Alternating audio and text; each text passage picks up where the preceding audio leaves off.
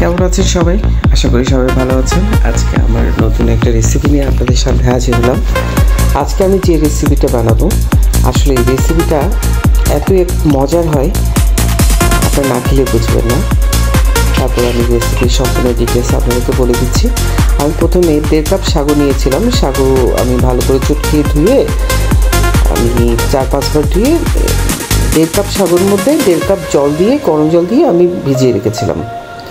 এরপর আরেকটা বাটিতে আমি মোমোর ভিতরে স্টাফিংগুলো রেডি করে নিচ্ছি। প্রথমে কিছু গ্রেট করা আলু দিলাম, চিকেন দিলাম, কিমা চিকেন, টমেটো সস দিলাম, পেঁয়াজ কুচি দিলাম, লবণ দিলাম,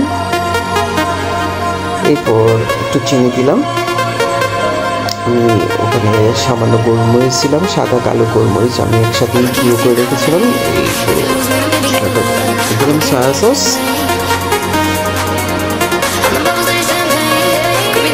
সামান্য চার মশলা। এবার ভালো করে আমি চিকেনের ভেতরে পুরটা ভালো করে রেডি করে রাখছি।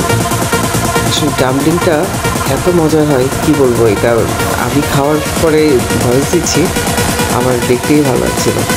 আর এই 1 থেকে 1.5 ঘন্টা, 10 মিনিট ভিজিয়ে রেখেছিলাম।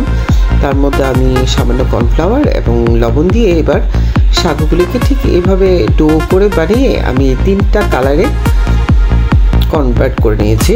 দেখুন এখানে অরেঞ্জ, রেড এবং গ্রিন দিয়ে 3টা কালারে কনভার্ট করে হাতে একটু তেল মেখিয়ে সামান্য মোমোর পুরটা নেবেন।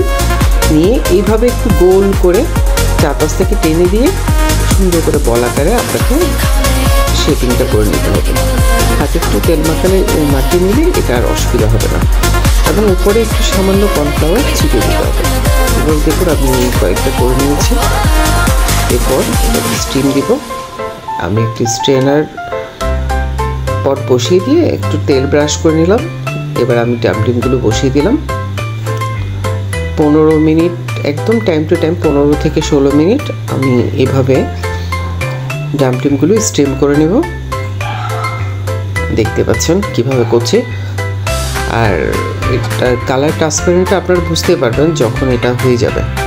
এরপর এটাতে খাওয়ার জন্য আমি একটা আলাদা সস করে নিচ্ছি। প্রথমে দিলাম কিছু টমেটো সস, দিলাম সয়া সস, ভিনেগার 1/2 চা চামচ, লবণ অল্প একটু, কারণ ভিনেগার সয়া সস এগুলোতে লবণ দেওয়া থাকে। একটু চিনি দিলাম।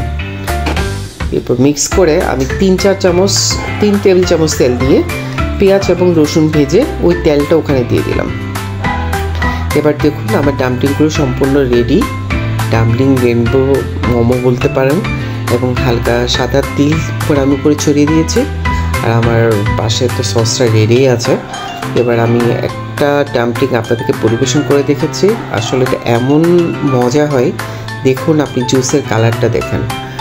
অর্থাৎ আমি যে সসটা বানিয়েছি এটার সাথে, এই ডাম্পলিংটার সাথে এই সসটার যে কী কম্বিনেশন, না খেলে বুঝবেন না। আসলে আমি যখন এটা আমিই খাচ্ছিলাম, আমি যখন প্রথম বাইটটা দিলাম আমার মনে হচ্ছে যে আমি অন্য জগতে চলে গেছি। এত কীভাবে মজা হয় এই খাবারটা, আসলে এত মজা হয়। এটা একটা থাই ফুডস। আমি আসলে খেয়ে অনেক ভালো লাগছে। আপনারা যদি একটু কষ্টসাধ্য, আসলে যারা আপনার প্রসেসিংগুলো ঠিক রাখলে আপনারা করতে পারবেন।